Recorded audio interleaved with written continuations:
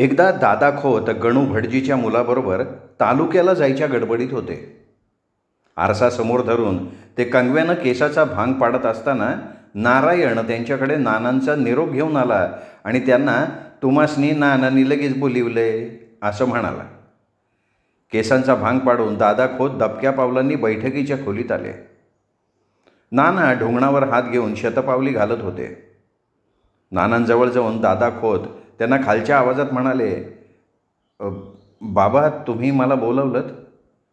हां, मी बोलवलं होतं तुला. नाना सागाच्या खुर्चीत बसत म्हणाले, बाबा आज जरा मी घाईत आहे.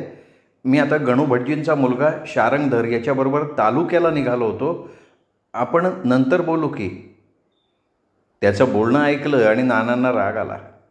त्यांच्या सुरकुत्या पडलेल्या कपाळावरच्या रेषा रागानं तट्ट फुगल्या. आवाज मोठा करून नाना त्यांना म्हणाले, दादा अरे कसले तुला भिकेचे डोहाळे लागलेत रे. अरे तू 7 गावचा खोत आहेस खोत, आणि नको ते धंदे करायला लागलास तू. तो गणू भटजीचा मुलगा शारंगधर वाया गेलाय. सोमेश्वराच्या देवळात चोरून गांजा ओढतो तो, आणि त्याच्या नादी तू लागलायस. अशानं तुझं कधीही भलं होणार नाही. बाबा तुम्ही माझं थोडं ऐकून घ्या ना, आणि मग तुम्ही मला बोला. काही एक सांगायचं नाही आहेस तुम्हाला. तुला काय म्हणायचं आहे ते मला ठाऊक आहे. माझे केस पिकलेत. यापुढे तू असले धंदे बंद केले नाहीस तर तुला माझ्या वडिलोपार्जित मिळकतीतला एक छदामसुद्धा मिळणार नाही. मृत्यूपत्र करून मी माझी संपूर्ण मिळकत शासनाला दान करून टाकीन आणि गळ्यात धोंडा बांधून जगबुडी खाडीत स्वतःला जलार्पण करीन. पुढे आणखीन जगायची माझी इच्छा नाही आहे, कळलं? बाबा तुमच्या पाया पडतो असं अमंगळ नका बोलू. खूप यातना होतात त्यांनी जीवाला. हवं तर तुम्ही माझं तोंड तुमच्या पायातल्या खेटरानं फोडा. दादा खोतांच्या डोळ्यात पाणी आलं होतं. दादा तुला तुझी चूक कळली. आता माझं काही एक म्हणणं नाही आहे. नाना शांत होत म्हणाले, बाबा यापुढे मी तुम्हाला त्रास होईल असं मुळीच नाही वागणार. मी या गावचा खोत आहे याची मला पूर्ण जाणीव आहे. मला माफ करा तुम्ही. दादा बापाचं हृदय काय असतं हे तुला आज मुळीच कळणार नाही. ते तुला तू बाप झाल्यानंतर कळेल. मी तुला बोललो ते तुझ्या भल्यासाठी. त्यात माझ्या मनात द्वेषाची भावना अजिबात नाही आहे. जगातला कुठलाही बाप आपल्या मुलाचं अहित चिंतणार नाही. तुला तुझ्या जबाबदारीची जाणीव व्हावी एवढ्यासाठी मी तुझ्यावर रागवलो होतो. माझा आशीर्वाद तुझ्या पाठीशी सदैव असेल. मी या जगात असेन किंवा नसेन सुद्धा. दादा खोत भरल्या डोळ्यांनी नानांच्या खोलीतनं बाहेर पडले आणि नारायणकडनं शारंगधरला मी तालुक्याला येत नाही असा तातडीचा निरोप पाठवला. आता व्रात्यपणा कमी करून शेतीवाडीत लक्ष घालायचं असा दादा खोतांनी त्याच वेळी निश्चय केला. नानी त्यांच्या मागे मूकपणे उभ्या होत्या. त्यांनी दादा खोतांच्या पाठीवर मायेनं हात ठेवला. त्या हाताच्या स्पर्शाची भाषा दादा खोतांना कळली आणि आई असं म्हणून ते नानींच्या गळ्यात पडून आसवं गाळायला लागले. नानी त्यांच्या पाठीवर थोपटत त्यांना धीर देत होत्या. थोड्या वेळानं नानांच्या खोलीतनं श्लोक त्यांच्या कानावर पडायला लागला. वासांशी जीर्णानी यथा विहाय नवानी गृह्णाती नरोपराणी तथा शरीराणी विहाय जीर्णानी अन्यानी संयती नवानी देही. आत्ता ती घटना दादा खोतांच्या डोळ्यांपुढे एखाद्या चलचित्राप्रमाणे दिसत होती. भूतकाळातल्या त्या घटनेच्या आठवणी दादा खोत रमले होते. इतक्यात त्यांच्या कानावर चहा घ्या असे अनुराधाचे शब्द पडले. आवाजाच्या दिशेनं बघत दादा खोत त्यांना गमतीनं म्हणाले, गो अनुराधा, माझ्या चहामध्ये साखर कमी टाकलीस ना? माझ्या डॉक्टर मुलांनी सांगितलं मला तसं. त्याचं ऐकायलाच हवं मला. अहो तुमचा चहा मी नेहमी कमी साखर टाकूनच करत असते म्हटलं. मग ठीक आहे, आण चहा. चहाच्या कपातनं गरम वाफा लवलवत होत्या. थकवा कमी करण्यासाठी दादा खोतांनी गरम चहाचा कप तोंडाला लावला. पहिला घोट घशात उतरल्यावर त्यांना खूप बरं वाटलं. अनुराधा त्यांच्या पुढ्यात उभ्या राहिल्या होत्या. उघड्या डोळ्यांनी त्या त्यांच्या शरीराच्या हालचाली निरखत होत्या. दादा खोतांनी चहा पिऊन संपवला. चहाची रिकामी कपबशी अनुराधाच्या हातात देत म्हणाले, अनुराधा, चहा अगदी फर्मास होता बघ. मला आलेला थकवा कुठल्या कुठे पळून गेला. हो का? अगं मी तुला खरं ते सांगतोय.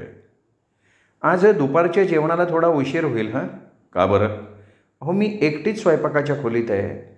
लक्ष्मी खोल्या झाडती आहे, चांगुणा परसवनात मिरच्या तोडती आहे, म्हणून म्हटलं थोडा उशीर होईल. मला चालेल. अहो, तुम्ही वाट बघाल ना म्हणून सांगितलं मी. अनुराधा पुन्हा थोड्या घुटमळल्या. दादा खोतांनी विचारलं, आता काय बरं काम आहे? अहो, आज संध्याकाळी अवधूत बायको मुलांना घेऊन येणार आहे. तुम्हाला मगाशी सांगायचं राहून गेलं बघा. हल्ली हल्ली मला विस्मरण व्हायला लागलं आहे. हो का? बरं बरं बरं. काय म्हणते, काय त्याची प्रॅक्टिस? अहो, तो घरी आला की तुम्हीच त्याला विचारा, तो सांगेल की सगळं तुम्हाला. अनुराधा, तू त्याला जन्म दिलेली आई आहेस. तुझ्याशी जितकं तो मोकळेपणानं बोलतो ना, तितकं तो माझ्याजवळ नाही बोलत. अहो, मला एवढंच माहिती आहे, त्यांनी तुमच्याशी कसलाही आड पडदा न ठेवता बोलायला हवं आहे. फार भोळी आहेस अनुराधा तू. कातरलेली ओली सुपारी तोंडात टाकत दादा खोत म्हणाले, मला कळलं नाही तुम्हाला नेमकं काय म्हणायचं आहे. कळेल कळेल, तुला कळेल. ते असो, शलाका शाळेत गेली का? हो, आज जरा ती लवकर गेली शाळेत. तुम्ही खाडीवरनं आलात ना, त्याची थोडी आधी ती शाळेत गेली. बोर्डाची परीक्षा जवळ आली आहे ना, तिला 10वीचा जादाचा तास घ्यायचा आहे म्हणत होती ती. गेल्या वर्षी तिच्या विषयात सगळी मुलं पास झाली आहेत. यंदासुद्धा तिला तिच्या विषयाचा 100% निकाल लावायचा आहे. अनुराधा फार जिद्दी मुलगी आहे, हुशारही आहे. कोणतंही काम जीव ओतून करते ती. अगं, परवा ते हेडमास्तर देसाई म्हणत होते की तिच्यामुळे हायस्कूलच्या बोर्डाचा निकाल चांगला लागतो. हो ना? अहो, आता ती शाळेत चांगलीच रमली आहे.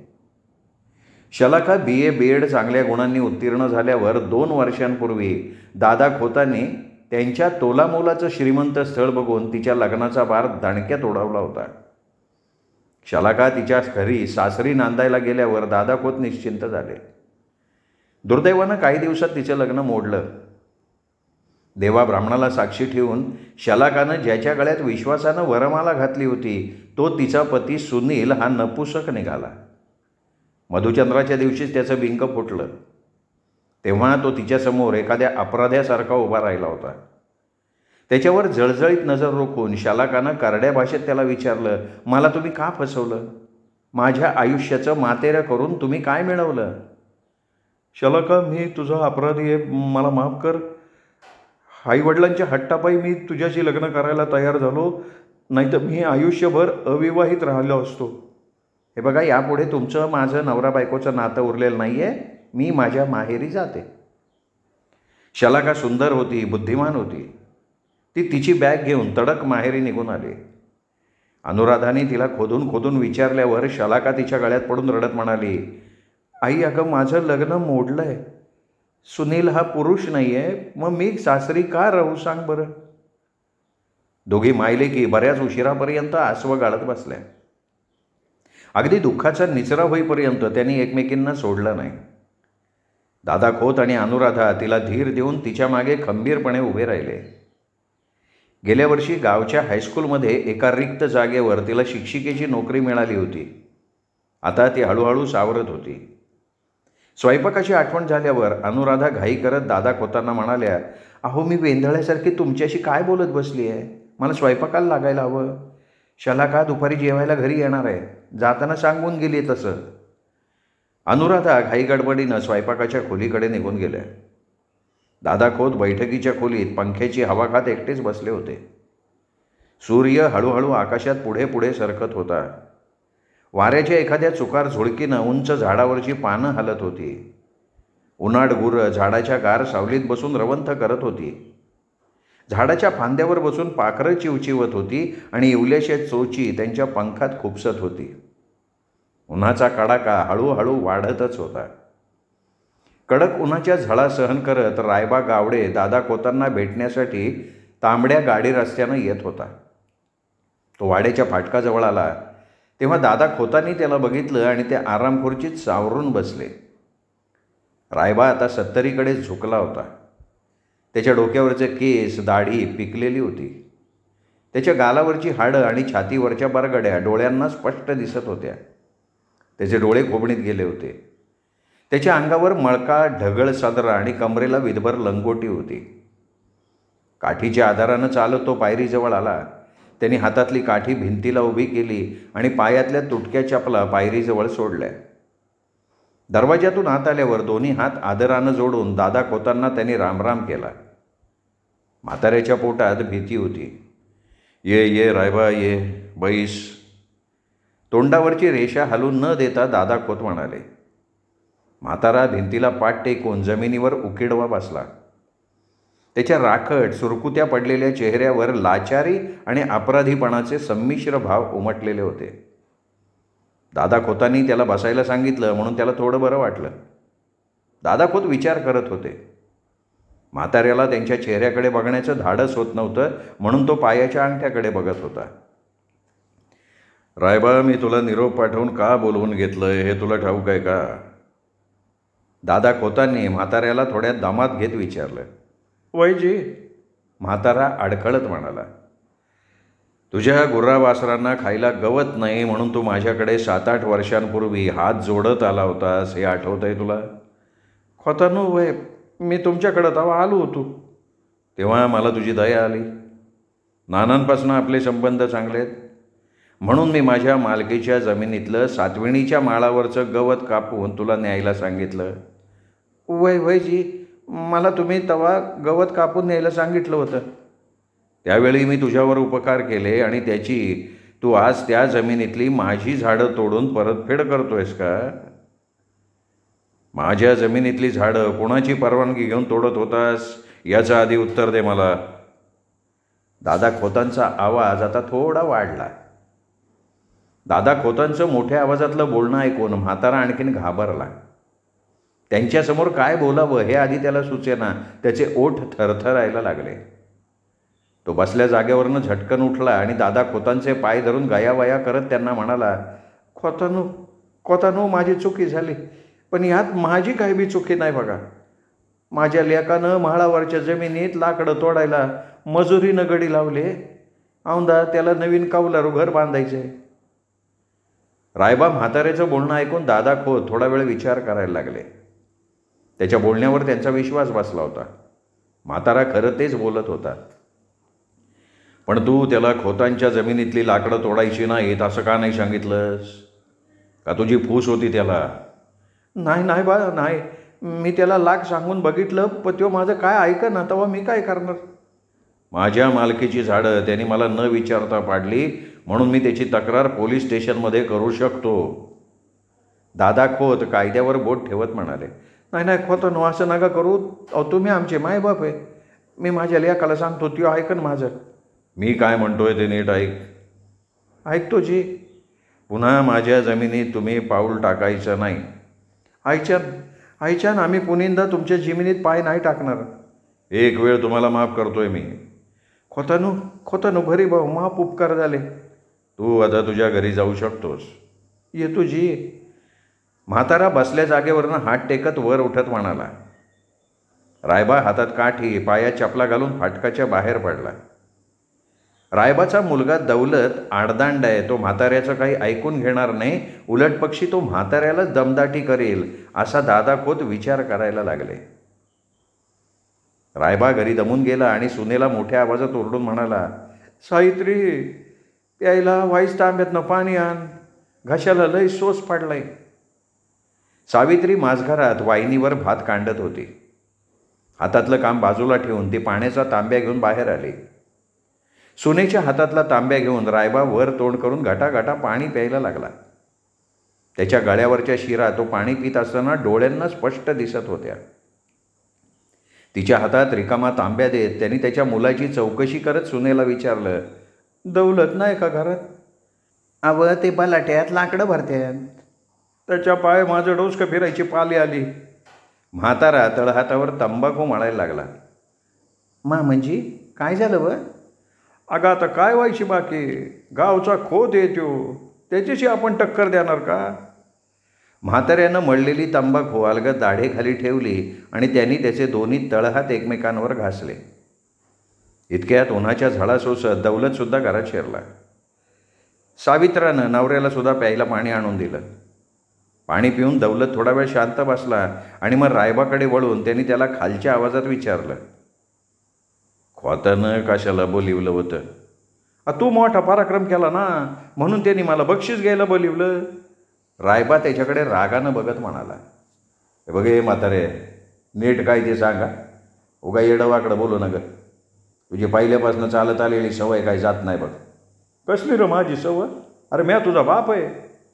म्या तुला चांगलेपणी विचारतोय ना, खोतानं तुला कशाला बोलिवलं होतं? तर तुला की भांडायलाच लागला काय? म्हातारा झाला म्हणून तुझं डोसकं फिरलं काय? त्याचं बोलणं ऐकून रायबाचं पित्त आणखीनच खवळलं. त्याच्या खोबणीत गेलेल्या डोळ्यातनं अंगार बाहेर पडायला लागला. रागानं त्याचे लिबलिबीत ओठ थरथरायला लागले.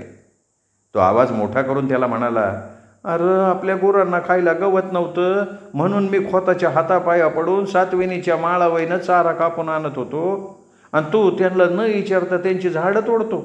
अरे पाप आहे ते, आपल्याला नाही पाचणार ते. आपले बी लेकरं आहेत.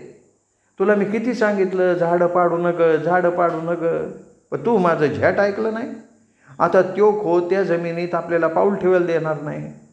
आता गुरसनी कुठनं चारा कापून आणत्यो? म्हाताऱ्याचं बोलणं ऐकून दौलतला त्याचा राग आला. सावित्रा पाण्याचा रिकामा तांब्या घेऊन उभी होती. ती मनातनं घाबरली होती. म्हाताऱ्याचा आवाज ऐकून म्हातारी कमरेत वाकत दाराच्या चौकटीजवळ येऊन घाबरी घुबरी होऊन उभी राहिली होती. हे बघ म्हाताऱ्या, आता खोती गेली. सरकारनं नवा कायदा केलाय, कसल त्याची जमीन म्हणून. आपली त्या जमिनीत 7-8 वर्ष वहिवाट आहे, तेव्हा कायदा आपल्या बाजूने आहे. अरे तुझा कायदा घालतो चुलीत. खोताचा हात आपण नाही धरू शकत. त्यो कुठं, आपण कुठं? अरे वाड वडील त्यांच्या अण्णाव गावात जगले, त्याच्याशी आपण बेईमानी केली तर आपण नरकात जाऊ रे. बघ माणसानं लय उत्मत करू नये. माझं तू आईचं ऐक. तुझ्या परस मी मॉप पावसाळे बघितले. म्हाताऱ्याचा आवाज खाली आला होता. दौलत त्याचं बोलणं ऐकून घ्यायच्या मनस्थितीतच नव्हता. म्हाताऱ्याची कीव करत तो त्याला म्हणाला, म्हाताऱ्या, पहिलं दिवस आता गेलं, ध्यानात ठेव. आता नवीन जमाना आलाय. खोतानी आपल्या जीवावर गावात मजा केली. आपण उन्हातानात राबायचो तेव्हा हे घरात तूप रोटी खात खोतीनी संकट गुलू गुलू बोलत बसायचे. लय नाडलंय आपल्याला त्यांनी. कोटी नाटी कागद केली, आपल्या जमिनी बळकावल्या. आता तरी आपण शहाणं व्हायला पाहिजे. या मोर, तू मला विरोध करायचा नाही, मी बघतो काय करायचं ते. वयजी, तू माझं ऐकणार नाही वय? ते आता मी तुला काही सांगत नाही, जावंचं तेव्हा बघता येईल. तू आता उन्हातनं चालत आलाय, दमला चिन, 2 घास खा, निवांत तंबाखू खात पड. लय दगदग नको करू. मुलगा आपलं ऐकत नाही याचं म्हाताऱ्याला खूप वाईट वाटलं. खोताबद्दलचं त्याचं बोलणं ऐकून म्हातारा मनातनं उदास झाला. मुलाला मी समजून सांगतो, एक वेळ तुम्ही त्याला माफ करा, असं म्हाताऱ्यानं दादा खोतांना गयावया करीत सांगितलं होतं. ते शब्द आणि दादा खोतांचा रुद्रावतार आठवून त्याच्या मनाची आणखीन घालमेल व्हायला लागली. त्याच्या सुरकुत्या पडलेल्या राकट चेहऱ्यावर चीड, भीती, काळजी याचे संमिश्र भाव उमटले होते. म्हातारा त्या तिरमिरीनं बसल्या जागेवरनं ताडकन उठला आणि उन्हात जाऊन आभाळाकडे भकास डोळ्यांनी बघत बसला. सावित्रा, म्हातारी आणि दौलत त्याच्याकडे डोळे फाड फाडून बघायला लागले. बऱ्याच उशिरानं सुनेनी आणि म्हातारीनी त्याची समजूत घातली आणि ते त्याला घरात घेऊन आले. दौलत मूग गिळून बसला होता. त्याला म्हाताऱ्याचा प्रचंड राग आलेला होता. रात्र झाली होती. वाड्यात विद्युत दिवे पेटले होते. सगळ्यांची जेवणं झाली होती. बैठकीच्या खोलीत दादा खोत, अनुराधा आणि अवधूत बोलत बसले होते. कामवाली लक्ष्मी भांडी घासत होती आणि भारती तिच्या मुलांना झोपवत होती. शलाका तिच्या खोलीत दिव्याच्या उजेडात वाचत बसली होती. शलाकाला वाचनाचा छंद. गोनी दांडेकर, श्रीना पेंडसे, साने गुरुजी हे तिचे आवडते लेखक. या लेखकांचं जेवढं साहित्य मिळवून वाचता येईल तेवढं ती वाचत बसे. रिकामा वेळ असेल तेव्हा ती पुस्तक उघडून वाचत बसे. रात्री वाचल्याशिवाय त्याला मुळी झोपच लागत नसे. आत्ता ती गोनी दांडेकर यांनी भाकरा नानगल धरण प्रकल्पावर लिहिलेली आम्ही भगीरथाचे पुत्र ही सुंदर कादंबरी अगदी तल्लीन होऊन वाचत होती. तिची साडी पायाच्या ढोपरापर्यंत आली होती. त्यामुळे केळीच्या खांबाप्रमाणे तिचे गोरे पुष्टपाय विजेच्या दिव्याच्या उजेडात दिसत होते. वाचनात शलाका इतकी तल्लीन झाली होती की तिला त्याची गंध वार्तासुद्धा नव्हती. तिच्या गोऱ्या चेहऱ्यावरचे भाव क्षणाक्षणाला बदलत होते. नियतीनं तिच्या आयुष्यात तिला दुःख यातना दिल्या होत्या. त्या दुःखातही सुख कसं मानायचं हे तिला वाचनामुळे समजून चुकलं होतं. आणि जीवन जगणं ही एक कला आहे याची शिकवण तिला साहित्यानं दिली होती. त्यामुळे शलाका रात्री डोळ्यात झोप उतरेपर्यंत वाचन करत राहायची. तिच्या जगण्याचा जणू मूलमंत्रच तिला सापडला होता. बोचरी थंडी हवेत जाणवायला लागली होती. बाहेर चांदण्यांच्या प्रकाशात वाऱ्यानं हलणारी झाडं, अंगण, तुळशी वृंदावन डोळ्यांना दिसत होतं. कातरलेल्या ओल्या सुपारीचा बोकाणा तोंडात घालत दादा खोतांनी खालच्या आवाजात त्यांच्या मुलाला विचारलं, मग काय अवधूत, तुझी प्रॅक्टिस कशी काय चालली आहे? बाबा, अजून तसं काही मला सांगता येणार नाही. काय व्यवसायात जम बसायला थोडा वेळ लागतोच ना. तुझा आणि तुझ्या बायको मुलाचा खर्च भागतो का? हो बाबा, तसे आमच्या पोटापुरते पैसे मिळतात आम्हाला. हल्ली वैद्यकीय पदवी मिळाली की लोक लगेच दवाखाना उघडून प्रॅक्टिस सुरू करतात. त्यामुळे व्यवसायात जिकडे तिकडे स्पर्धा सुरू आहे. त्याला वैद्यकीय क्षेत्रसुद्धा अपवाद नाही आहे. त्या स्पर्धेत टिकून राहणं हे आजच्या घडीला फार महत्त्वाचं आहे बाबा. मुलानं त्याच्या सासऱ्याकडून पैसे घेऊन दवाखाना घातला हे दादा खोतांच्या फार जिव्हारी लागलं होतं. त्यामुळे त्यांचा स्वाभिमान दुखावला होता. अवधूतनं गावी दवाखाना उघडला असता तर त्याला जेवढा पैसा लागला असता तेवढा पैसा त्यांनी मुलासमोर ओतला असता. पण ते झालं नाही. दादा खोत ती घटना विसरू शकत नव्हते. अवधूत, तुला मी त्यावेळी सांगत होतो की वाड्यात तुझा दवाखाना सुरू कर म्हणून, पण तू माझं ऐकलं नाहीस. अरे, लोकांचं वाड्यात येणं जाणं वाढलं असतं. आत्ता जो वाडा सुना वाटतोय ना, ते जाऊन वाड्याला शोभा आली असती. असो, आता बोलून त्याचा काय उपयोग. अवधूत आवंडा घेऊन दादा खोतांना म्हणाला, बाबा, मला जेव्हा वाटेल ना की आता तालुक्याची प्रॅक्टिस पुरे झाली, आता आपल्या गावी जावं, तेव्हा एका क्षणाचा विलंब न लावता मी गावी दवाखाना सुरू करणार. आता तुम्ही माझ्या वैद्यकीय शिक्षणासाठी एवढा पैसा खर्च केला आहे, तो वसूल नको का व्हायला? ते पैसे गावी वसूल झाले नसते म्हणून मी तालुक्याला दवाखाना काढायचा निर्णय घेतला ना. अनुराधा त्याला म्हणाल्या, अवधूत, त्यांचं म्हणणं बरोबर आहे रे. हे बघ, तुझी गरज तालुक्याला नाही आहे, तुझी खरी गरज इथे या गावंढ्या गावात आहे. आई, मला तुमचं म्हणणं पटतं आहे, पण या क्षणाला मी तो निर्णय घेऊ शकत नाही. माझ्याही काही अडचणी आहेत, तुम्ही समजून घ्या. अरे, आज जसा तू गावी आलास तसा मुलांना घेऊन 8-15 दिवसांनी गावी येत जा. तुझ्या मुलांना आम्हाला नीट बघता येईल, आम्हाला त्यांचा लळा लागेल, त्यांना आमचा लळा लागेल. अनुराधा त्याला समजवत म्हणाल्या. दादा खोत त्याच्या चेहऱ्याकडे बघत थोड्याशा गंभीर आवाजात त्याला म्हणाले, अवधूत, तू गावी यासाठी यायचं की तुला इथल्या जमीन जुमल्याची, झाडापेडांची माहिती मिळेल. आणि आता कुळं पहिल्याप्रमाणे प्रामाणिक राहिलेली नाही आहेत. शासनानं अतिरिक्त जमीन कायदा कलम 29 लागू केला तेव्हा मी आपली एकत्र खात्यावर असलेली जमीन फोडली आणि कुटुंबातल्या प्रत्येकाच्या नावानं नवीन खाती पाडली, म्हणून आपली जमीन वाचली आहे. नाही तर आत्ता आपल्याकडे फक्त 55 एकर जमीन त्या कायद्याप्रमाणे राहिली असती बघ. दिवसेंदिवस शासनाचे नवनवीन कायदे होतात, त्याचा फटका आपल्यासारख्या जमीनदारांना बसतोय. बाबा, कायदा झाला की त्याला पळवाटा असतात ना, मला माहिती आहे की ते.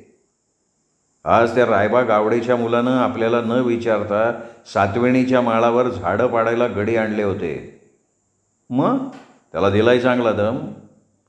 बाबा, मी तुमच्या जागी असतो ना तर साल्यांची चामडी लोळवली असते. अहो, त्यांना दया माया दाखवून काही उपयोग नाही आहे. अवधूत आवेशानं म्हणाला. त्याला शांत करत दादा खोत म्हणाले, अरे अवधूत, तो एक मूर्ख आहे, पण त्याच्या वाडवडिलांनी आपल्या वाड्याची चाकरी केली आहे, त्यांचं ऋण आपण विसरता कामा नये.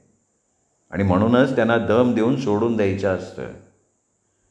आपल्याला सुद्धा या गावात राहायचं आहे, ताणून धरण्यात काहीही फायदा नाही. पण बाबा यामुळे त्यांना आणखीन अवसान नाही का मिळणार? मग तुम्ही तिकडे किती वेळा दुर्लक्ष कराल? म्हणून त्यांचा जागेवर बंदोबस्त करायला हवा. रोग होण्याच्या आधी त्याचं निदान झालं तर त्याचा हमखास फायदा होतो. अवधूत, मी काही तुझ्या एवढा शिकलेलो नाही आहे. माझा धाकटा भाऊ चंद्रशेखर परागंदा झाला म्हणून वडिलांनी मलाही पुढे शिकू दिलं नाही. त्यामुळे तुझी ही डॉक्टरी भाषा मला कशी कळणार रे बाबा? दादा खोत गालात हसत म्हणाले. आपलं म्हणणं त्यांच्या लक्षात आलंय, पण ते तसं दाखवत नाहीत असं अवधूतला वाटत होतं. रात्र वाढत होती, पण त्या तिघांचं बोलणं काही केल्या संपत नव्हतं. शालाका दिवा मालवून झोपी गेली होती. अवधूत अनुराधाकडे बघत म्हणाला, आई मी उद्या जाणार आहे. अरे आता आलायस तसा आणखीन 2 दिवस थांब. आई, अगं दवाखाना बंद करून नाही ना चालणार.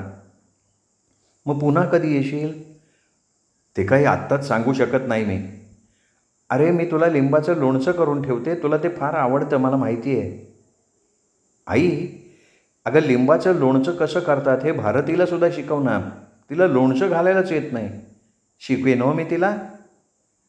आई, आपल्याकडे नाचणीचं पीठ आहे का गं? हो आहे की रे. का? अगं भारतीच्या वडिलांना रक्तदाबाचा आजार आहे. रक्तदाब आटोक्यात ठेवण्यासाठी ते नाचणीची भाकरी खातात. त्यांची काही आपल्याप्रमाणे शेतीवाडी नाही आहे, म्हणून त्यांनी नाचणी किंवा नाचणीचं पीठ आठवणीनं आणायला सांगितलं होतं बघ. आहे हो आपल्याकडे नाचणीचं पीठ, देते तुला सकाळी. आणि त्यांना घेऊन ये की रे आपल्या गावी नाचणीची भाकरी खायला. आई, मी त्यांना एक दिवस नक्की घेऊन येईल.